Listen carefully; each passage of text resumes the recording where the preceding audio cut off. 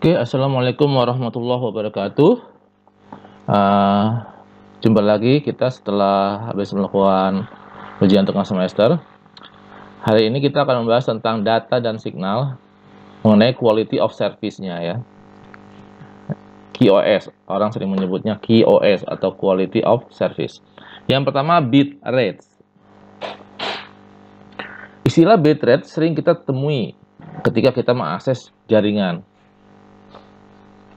Misalkan ketika kita mengakses internet via jaringan telekomunikasi atau telco untuk mendownload video, ternyata sangat lambat dan terjadi buffering.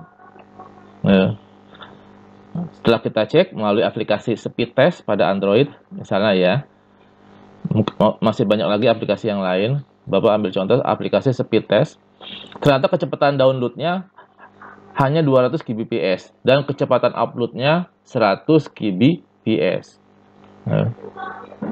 Nah, kbps inilah yang disebut dengan bitrate ya. Jadi kecepatan transfer data itulah kbps yang dimaksud dengan bitrate. Lalu mengapa kecepatannya rendah? Tidak seperti yang diiklankan. Maksudnya dia operator telekomunikasi bilang iklannya itu kecepatannya tinggi. Ternyata hanya ketika kita tes hanya 200 kbps. Upload, download, dan uploadnya 100 kbps. Itu bisa banyak faktor ya. Antara lain, tanpa disadari, jaringan yang kita gunakan telah berpindah dari 4G misalnya ke yang lebih rendah, 3G, HSDPA. Akibat sinyal 4G di daerah tersebut berkurang jauh. Nah, jadi biasanya operator punya dalam suatu area ada jaringan 4G-nya, ada jaringan 3G-nya. Ketika kita berada di daerah tersebut, dan kebetulan sinyalnya lemah, biasanya otomatis pindah ke jaringan yang di bawahnya, 3G. Ya. Dan saat itulah speednya rendah. Ya. Sehingga otomatis, karena kecepatan rendah, otomatis mengganggu download dan upload kita. Maka terjadilah buffering. Yang kedua, di daerah tersebut terlalu banyak pengguna saat bersamaan yang mengakses jaringan 4G. Sehingga yang tadi kecepatan 4G-nya tinggi, karena dipakai bersama-sama, jadi kecepatan berkurang jauh. Ya. Jadi kalau mau aman, upload atau downloadnya di tengah malam. Ya. Oke. Jadi ini sehingga kapasitas bitrate yang tinggi harus terbagi banyak pengguna. Ya. Oke ya. Ini contoh soalnya ya. Misalkan kita ingin mengunduh dokumen teks dengan kecepatan 100 halaman per menit. Jika setiap halaman rata-rata berisi 24 baris dengan 80 karakter per baris, tentukanlah berapa bitrate channel yang kita butuhkan. Ini kemarin seperti ini materi sebelum UTS ya. Tapi saya munculkan kembali karena kemarin itu hanya satu orang, nggak banyak ya yang mengisi jawaban ini. Oke. Jumlah karakter per halamannya 80 jumlah karakternya. Karakter per baris ya. Jadi jumlah karena ada 24 baris dan ada 80 karakter per baris, berarti jumlah karakter per halamannya 80 dikali 24 atau 1920 karakter. Ya. Satu karakter itu 8 bit. Ya. Berarti 1920 karakter tinggal kalikan 8. Jadinya 1536 bit. Ini karakter per halaman. Ya. Sementara kecepatannya itu adalah 100 halaman per menit. Berarti kalau 100 halaman tinggal 100 kali 15.360. Jadilah sekitar 1,5 juta bit. Ini dalam waktu 1 menit. Kalau dalam waktu 1 detik tinggal dibagi 60. Ya.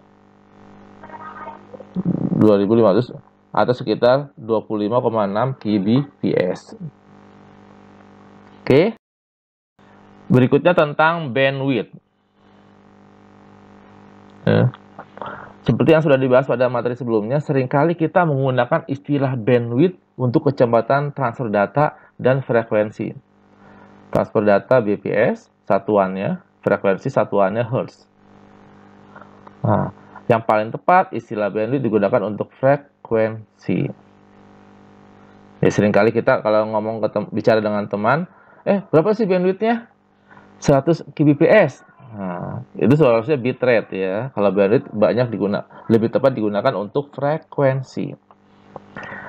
Salah satu operator di Indonesia, maksudnya operator telekomunikasi ya, memiliki alokasi frekuensi sebesar 95 MHz yang tersebar di 850 MHz, 900 MHz, 1800, 2100, 2300 MHz untuk keperluan jaringan 2G, 3G, dan 4G. Yang 2G biasanya di 850 dan 900 yang sekarang ya. Yang 3G di 1800, yang 4G 2100 dan 2300. Ini frekuensi bisa diubah-ubah terus oleh pemerintah ya. Jika ternyata untuk keperluan 5G misalnya kurang frekuensi, biasanya yang bisa jadi yang 850 MHz yang tadinya buat 2G dihapus ya. Karena makin lama jaringan 2G makin berkurang. Oke. Nah, bandwidth merupakan lebar frekuensi, yaitu frekuensi tertinggi dikurangi frekuensi terendah. Contoh, operator di atas mendapat alokasi frekuensi 4G di 2100 MHz dengan range antara 2090 sampai 2105 MHz. Misalnya operator A, range-nya 2090 sampai 2105. Nanti operator B, misalnya ya, nanti di 2105 sampai 2100 berapa gitu ya. Sudah diatur oleh pemerintah. Biasanya antara alokasi setiap operator itu dikasih jeda yang disebut dengan guard band ya, agar tidak terjadi bertumpuknya frekuensi ya, sehingga bisa sinyalnya jadi rusak. Oke, jadi artinya bandwidth yang di operator terima itu adalah yang tertinggi 2105 dikurangi 2090 jadinya 15 MHz. Itu bandwidth ya. Bandwidth frekuensi. Lanjut. Hubungan bitrate dan bandwidth. Oh, jadi yang bitrate BPS tadi dengan bandwidth yang satuannya hertz itu ada hubungannya. Rule-nya nih ya. Bandwidth minimum yang dibutuhkan untuk mengalirkan data itu untuk 1 BPS adalah setengah hertz. Rule ini merupakan penyederhanaan saja ya. Karena rasio sebenarnya banyak dipengaruhi oleh teknik modulasinya ya. Jadi ada yang 0,5, ada yang mungkin 0,7, itu tergantung ya teknik modulasinya. Bapak ambil angka yang rata-rata yang moderat ya. Jadi jika kita menginginkan transmisi data 1 Gbps atau 100 Bps, maka bandwidthnya adalah 100 Bps dikali 0,5 Hz atau 500 Hz atau setengah kilohertz. Contohnya, frekuensi yang setengah kilohertz itu adalah 850 kHz kurangi 850 sampai 850,5 kHz. Ya. Jadi kalau ada operator alokasinya 850 kHz sampai 850,5 kHz dengan lebar bandwidth 0,5 kHz, maka bitrate-nya hanya 1 Gbps. Nah, 1 Gbps hanya bisa buat ngirim nggak bisa ngirim gambar ya, hanya ngirim teks aja. Oke, kita lanjut. Contoh 1. Tentukan bandwidth yang dibutuhkan jika kita ingin mengirim data dengan bitrate 1 Bps. Kira-kira berapa bandwidthnya ya? 1 Bps setengah Hz. Tambahin depannya huruf M. 1 Mbps berarti 0,5 MHz, megahertz. Nah, ini contohnya. 1 Mbps tambahkan merah di depannya atau 500 kHz. Contoh alokasi frekuensinya 1800 kHz sampai 2300 kHz. Ini mau ubah dari bitrate menjadi bandwidth. Apa ini garis merah? Oke. Tentukan maksimum bitrate yang diperoleh jika disediakan 100 kHz. Nah, sekarang bandwidth-nya diketahui, ditanyakan berapa bitrate-nya. 1 Bps setengah Hz. Maka 100 kHz dikalikan 1 Bps per 0,5 Hz. Nanti biar Hz-nya itu dicoret, itu ada garis merah ya. Jadilah 100 Bps dibagi setengah atau 200 kbps. Jadi kalau bandwidth-nya punya 100 kHz, berarti bitrate-nya bisa mencapai 200. Nah, contoh 3. Salah satu operator mendapat alokasi bandwidth 15 MHz pada frekuensi 2100. Tentukan maksimum bitrate-nya. Ini contohnya, ini operator yang saya sebutkan tadi di atas yang mendapat jatah alokasi frekuensi 4G ya, di frekuensi 2100, bandwidth-nya 500 MHz. Ya. Contohnya ini ya. Sekarang kira-kira berapa bandwidth ini, speed-nya ya, atau bitrate-nya? Oke. 1 bps setengah hertz. Berarti 15 MHz kali 1 bps per setengah hertz. Hasilnya bisa dicoret, jadilah 30 Mbps. Cukup masuk akal ya. Kalau kita pakai jaringan 4G, ternyata speednya itu rata-rata 1 Mbps-an ya, megabit ya, karena memang bandwidth frekuensinya tinggi. Nah, ini bisa lebih tinggi lagi dari 30, tergantung teknik modulasinya.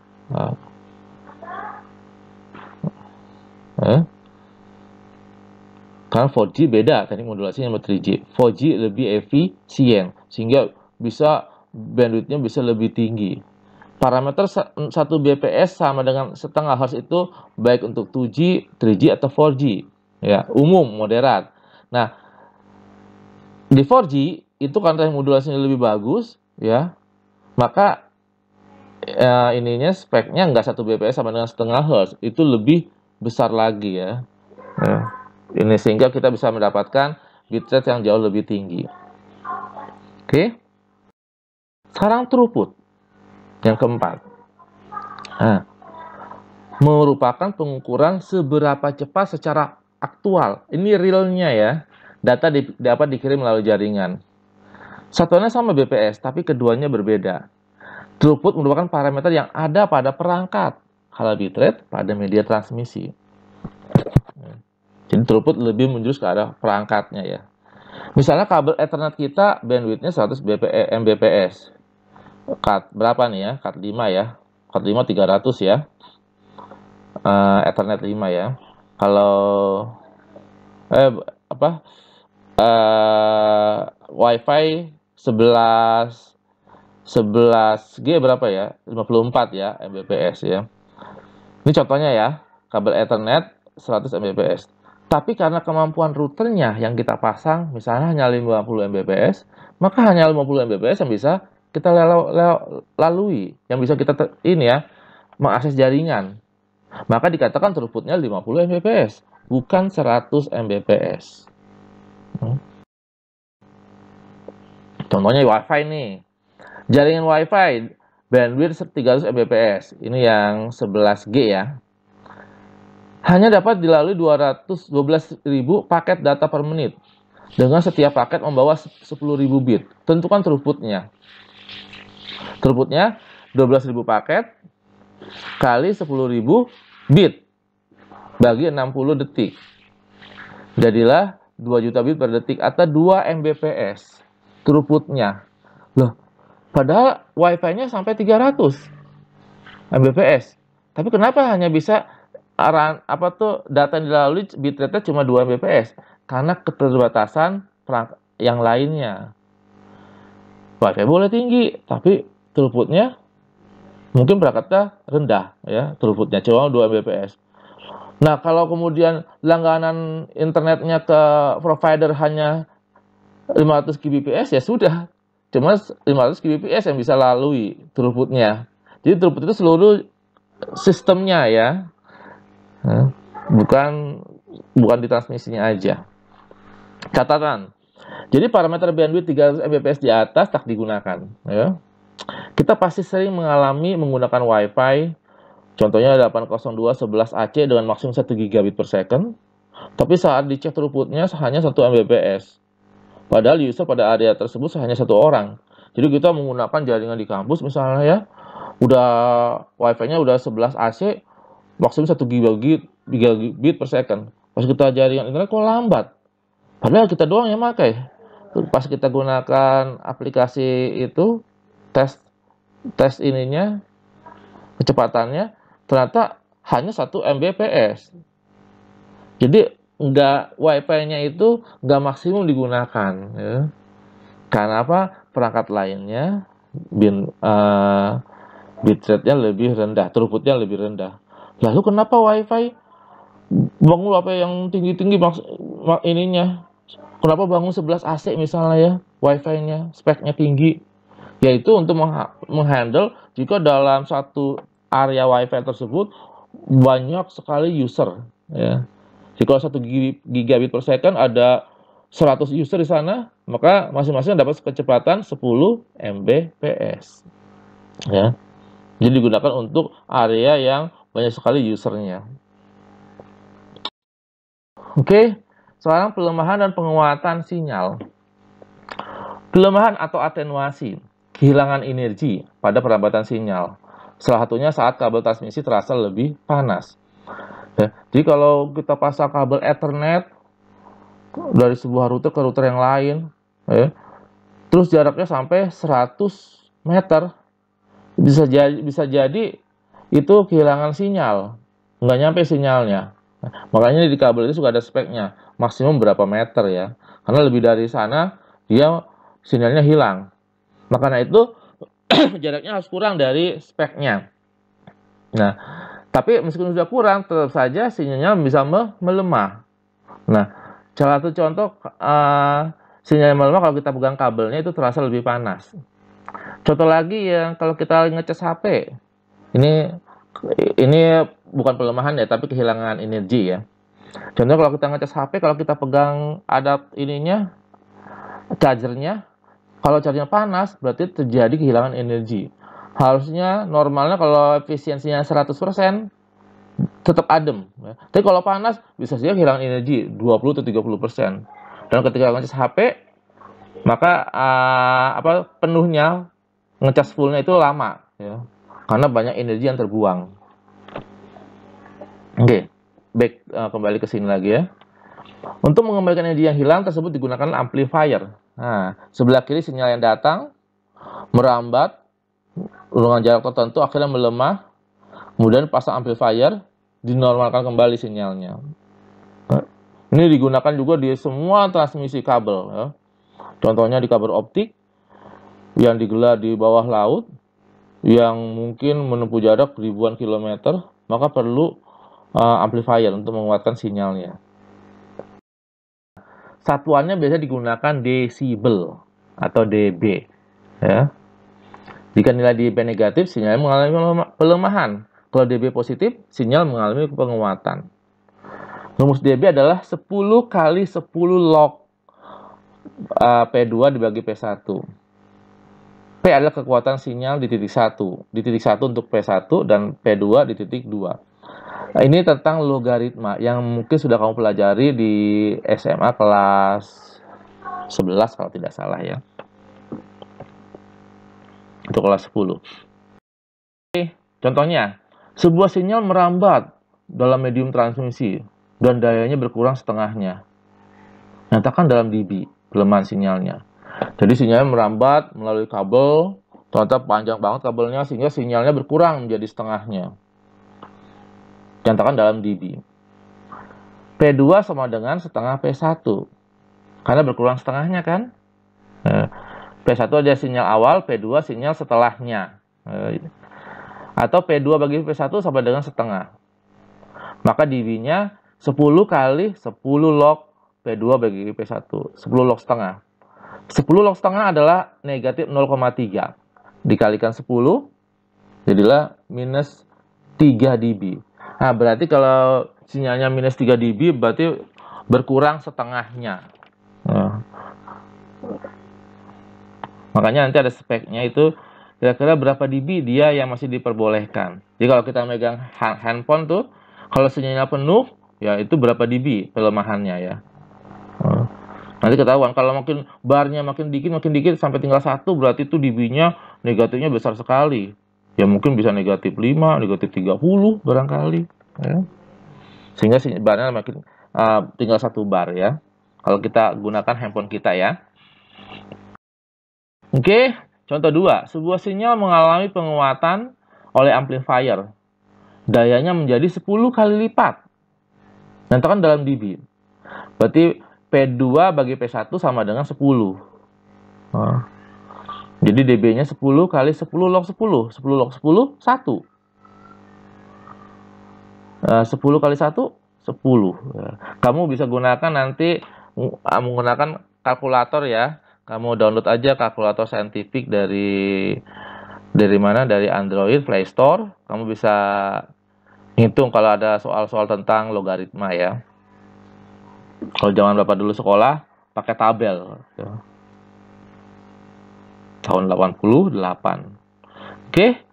Jadi kalau penguatannya 10 dB berarti 10 kali lipat.